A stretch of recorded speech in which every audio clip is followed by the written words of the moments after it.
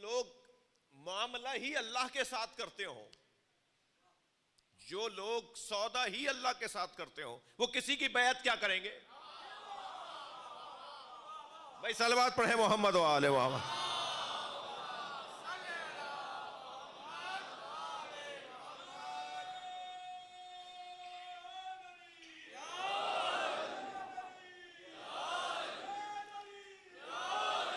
توجہ کر لی آپ نے؟ شاید میں نے جلدی نتیجہ دے دیا، اس لیے آپ تھوڑا سا توجہ چاہوں گا آپ سے۔ دیکھیے، یہ طے ہے کہ کبھی بھی فاضل مفضول کے آگے نہیں جھکے گا۔ یہ طے ہے کہ کبھی بھی اعلیٰ ادنا کے آگے نہیں جھکے گا۔ یہ طے ہے کہ کبھی بھی عالم کسی جاہل کے پیچھے نماز نہیں پڑھے گا۔ آپ اپنی مسجد کے ہی حالات کو دیکھ لیجئے، مثلا آپ اپنی مسجدوں کے ہی حالات کو دیکھ لیجئے۔ اگر مسجد کے پیش نماز کے ہوتے ہوئے کوئی زیادہ بڑا عالم آ جاتا ہے تو اس عالم دین کو، جس سے زیادہ بڑا عالم دین آ گیا ہے، اسے حکم ہے کہ وہ مصلی چھوڑ دے اور اس بڑے عالم دین کو آگے کرے۔ اچھا، صرف بڑے عالم دین کی بات نہیں ہے، امام جماعت ہونے کے لیے صرف یہ نہیں کہ وہ عالم زیادہ بڑا ہے، اس کے 4-6 چیزیں ہیں، اس کی 4-6 چیزیں ہیں۔ ظاہری طور پر بھی اس کی شکل و صورت اس سے اچھی ہو۔ ہاں، یہ شرعی مسئلہ بتا رہا ہوں آپ کو، شرعی مسئلہ بتا رہا ہوں آپ کو، یعنی حسن و زیبائی میں بھی وہ اس عالم دین سے زیادہ بہتر ہو۔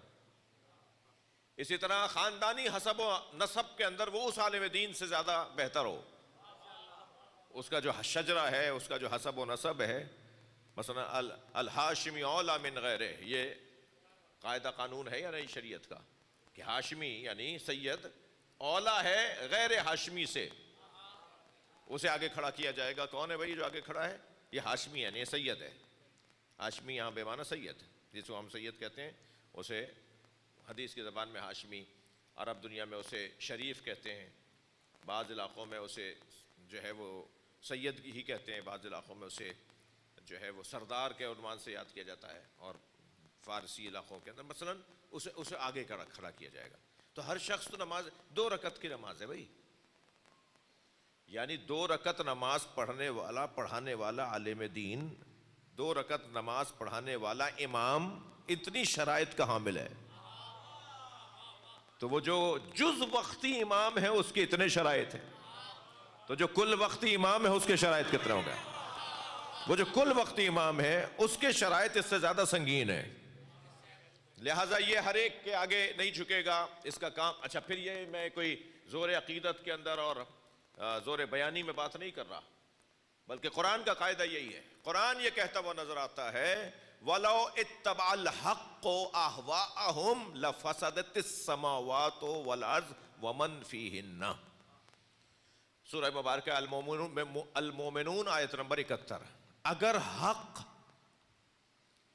حق ان کی خواہشات کی پیروی کرے، اگر حق ان کی خواہشات کی پیروی کرے، ذرا توجہ چاہوں گا، اگر حق ان کی خواہشات کی پیروی کرے تو پھر زمین اور آسمان اور جو کچھ زمین اور آسمان میں ہے وہ سب تباہ ہو جائے گا۔ یعنی حق ہوا پرستوں کی، حق خواہشات نفسانی رکھنے والوں کی پیروی نہیں کر سکتا۔ اچھا، اس کا مطلب یہ ہے کہ حق کوئی چیز ہے، حق کوئی وجود ہے۔ میں لفظوں کو اور کھول کے کہہ دوں، حق کوئی شخصیت ہے۔ بھائی صلوات پڑھیں محمد و آل محمد۔ ورنہ کیا پتا، وہ کہہ رہے ہیں میں حق میں پر ہوں، وہ کہہ رہے ہیں میں حق پر ہوں۔ حق کا کیا معیار ہے؟ حق ہے کیا چیز؟ کوئی وجود خارجی رکھتا ہے حق؟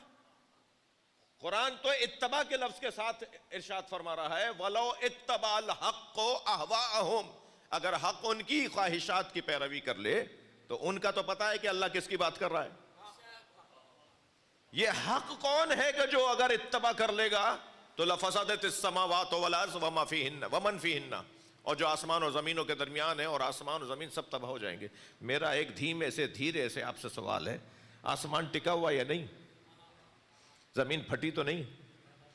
زمین اور آسمان گرے تو نہیں، تو ماننا پڑے گا کسی نے کسی کی بیعت نہیں کی۔ صلوات پڑھ لیں محمد و آل محمد۔ تھوڑی توجہ بڑھائیے تو میرا بیان اچھا ہوگا۔ ایک اور صلوات نبی کی ذات پر۔ اللہم صلی علی۔ قرآن تو یہ کہہ رہا ہے نا کہ آسمان گر پڑے گا، زمین پھٹ جائے گی، یہ جو کچھ اس میں ہے وہ سب تباہ و برباد ہو جائے گا۔ اس کا مطلب یہ ہے کہ بیعت کسی نے کسی کی اتباع نہیں کی، اور ہمیشہ پیچھے کھڑے ہونے والا اتباع کرنے والا نہیں ہوتا۔ سمجھدار نمازی جانتے ہیں۔ صلوات پڑھیں ذرا محمد و آل محمد۔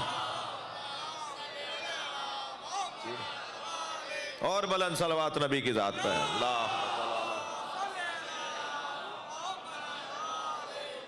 اب میرا ایک جگہ تو میری ذمہ داری بنتی ہے، اس ممبر کی ذمہ داری بنتی ہے کہ میں اپنے عقائد کی ترجمانی کروں، میں اپنے عقائد کو قرآن اور حدیث سے اپنے ان کم سن اور اپنے نوجوان اور اپنے ہم سن اپنے بزرگوں کے سامنے دہراؤں۔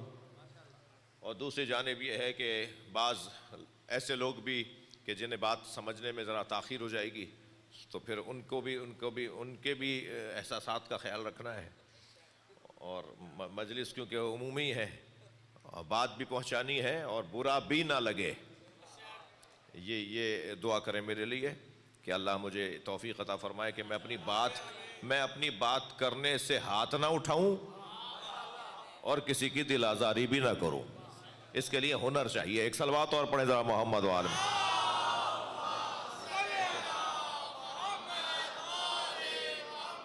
اب یہ قرآن کیا قاعدہ دے رہا ہے کہ اگر حق نے ان کی خواہشات کی پیروی کر لی ہوتی تو زمین اور آسمان تباہ و برباد ہو جاتے۔ حق کبھی بھی خواہشات کی پیروی نہیں کرے گا۔ حق کبھی بھی خواہشات کی پیروی نہیں کرے گا۔ توجہ چاہوں گا، حق کبھی بھی خواہشات کی پیروی نہیں کرے گا۔ کسی صحاب نے حضرت ابن عباس سے کہا، اور یہ کہا کہ ہم نے علی کو خلافت اس لیے نہیں دی، تھکے ہوئے تو نہیں آپ تھوڑی سی توجہ بڑھائیے، مجھے اشاروں میں ہی رہنے دیجئے۔ کسی نے حضرت ابن عباس سے کہا کہ ہم نے علی کو خلافت اس لیے نہیں دی کہ لوگ نہیں چاہتے کہ ایک ہی گھر میں نبوت بھی ہو اور ایک ہی گھر میں امامت اور خلافت بھی ہو۔ تو مجھے بتائیے یہ ہوائے نفسانی کی پیروی نہیں ہوگی اگر اس بات کو مان لیا جائے؟ یہ کون سے کسوٹی اور پیمانہ ہے، یہ کون سا قاعدہ اور قانون ہے کہ ایک گھر میں کیونکہ نبوت آ گئی ہے تو اس گھر کے اندر امامت نہیں آئے گی؟ اللہ تو جانتا تھا نا کہ یہ بھی سوچا جائے گا، تو پروردگار عالم نے حضرت ابراہیم کے ساتھ 2 آیتوں کو جوڑ دیا ہے۔ ارشاد ہوا وَجَعَلْنَا فِي ذُرِّيَّتِهِ النَّبُوَّةَ، ہم نے ابراہیم کی اولاد میں نبوت کو رکھا، ہم نے ابراہیم کی اولاد میں نبوت کو رکھا۔ یہ آیت نازل ہونے کے بعد پھر پروردگار عالم نے سورہ بقرہ میں ارشاد فرمایا وَإِذِ ابْتَلَىٰ إِبْرَاهِيمَ رَبُّهُ بِكَلِمَاتٍ فَأَتَمَّهُنَّ وَقَالَ إِنِّي جَاعِلٌ فِي الْأَرْضِ قَالَ إِنِّي جَاعِلُكَ لِلنَّاسِ إِمَامًا قَالَ وَمِن ذُرِّيَّتِي، یعنی ہم نے نبوت بھی ابراہیم کے گھر میں رکھی اور امامت بھی ابراہیم کے گھر میں رکھی۔